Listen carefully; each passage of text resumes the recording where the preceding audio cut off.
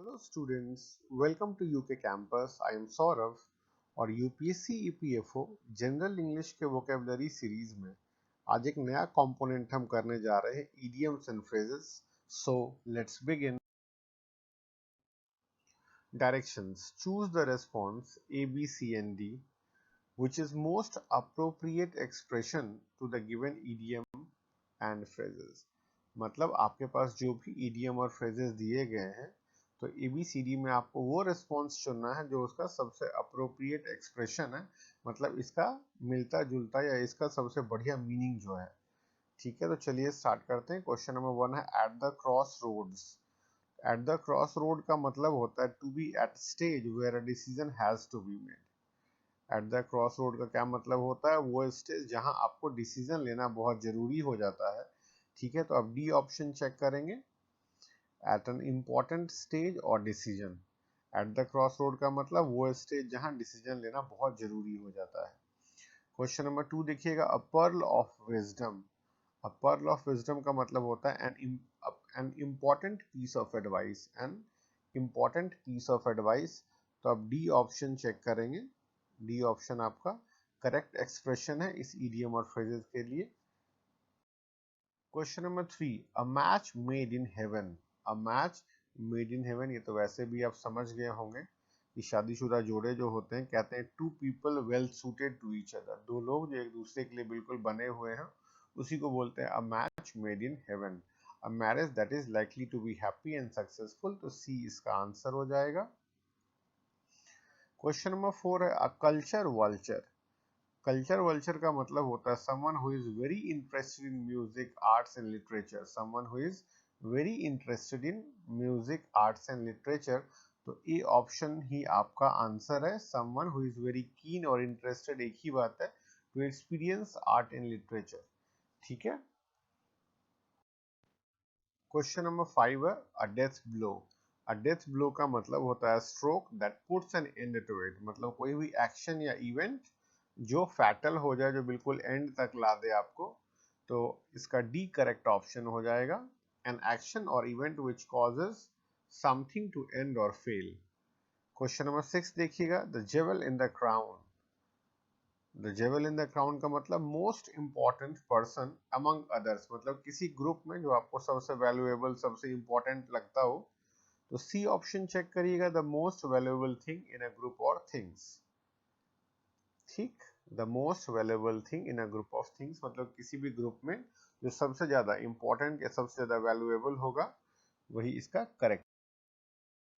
Question number 7 है to live in a fool's paradise. To live in a fool's paradise. मैं एक term यहाँ पे मेंशन कर रहा हूँ, ध्यान रखिएगा. एक टर्म है deceptive happiness. Deceptive happiness. Deceive मतलब धोखा, आप लोग जरूर समझते होंगे. तो डिसेप्टिव हैप्पीनेस का मतलब क्या है कि आप मानने को तैयार नहीं है कि सिचुएशन बहुत खराब है और खुश हुए जा रहे हैं, मतलब झूठी खुशी आप जी रहे हैं.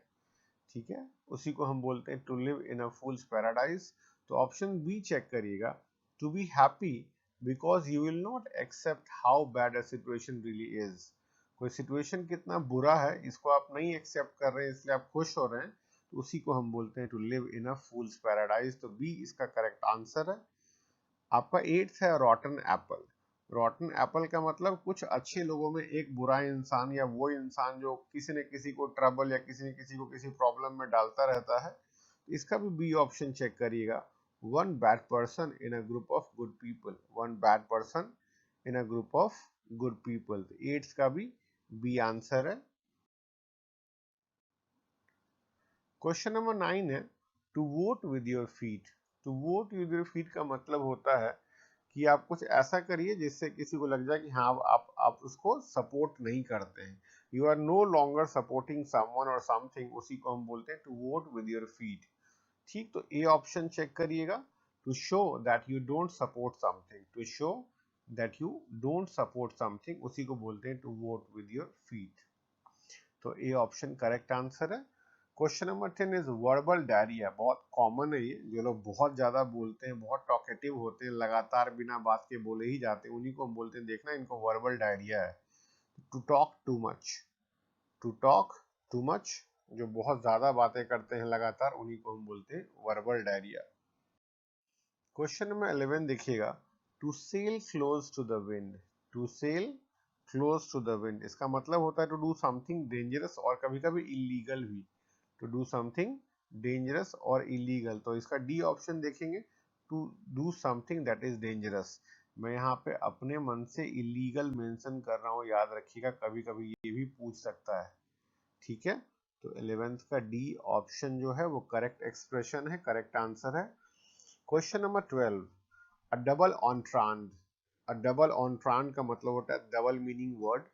ठीक है, अ वर्ड विच है, सी ऑप्शन चेक करिएगा, a word which has two meanings.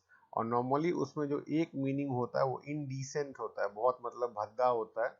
मैं यहाँ इनडिसेंट लिख दे रहा हूँ, याद रखिएगा। डबल मीनिंग वर्ड यूज किया जिसमें एक वर्ड बहुत ज्यादा इनडिसेंट है, खासकर कभी कभी सेक्सुअली सजेस्टिव भी होता है वो सब।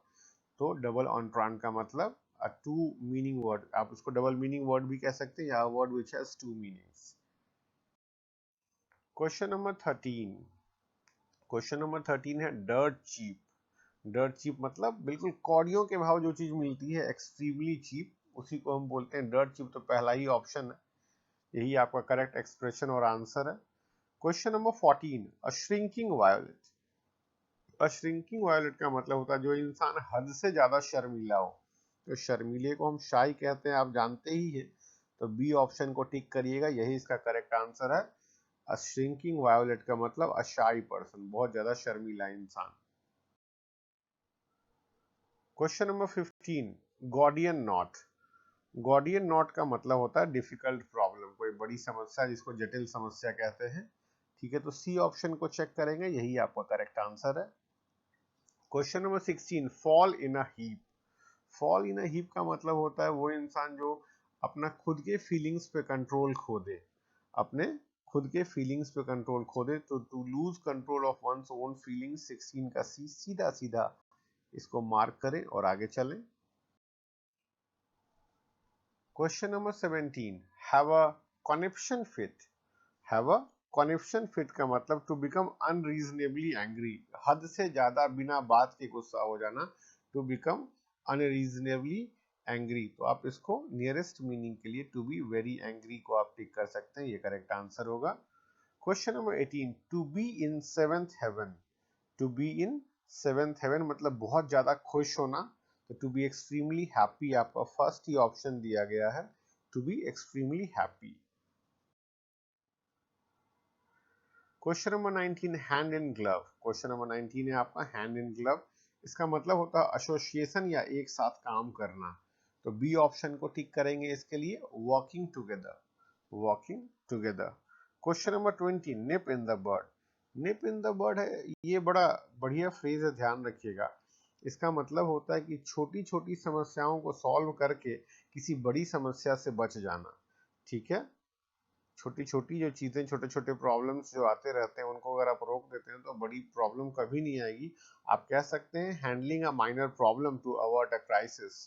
तो ए ऑप्शन अगर आप चेक करें, prevent a small problem before it becomes severe, यही आपका करेक्ट आंसर होगा, है ना। इसके लिए एक और फ्रेज है, stitch in time saves nine, कि समय रहते छोटी समस्या को सुलझा लेंगे तो बड़ी समस्या आएगी ही नहीं। Question number 21, like a shag on a rock. Like a shag on a rock का मतलब होता है in an isolated position. Isolated position आप समझते हैं जब इंसान बिल्कुल अकेला हो जाता है, मैं आइसोलेशन लिख देता हूँ यहाँ पे।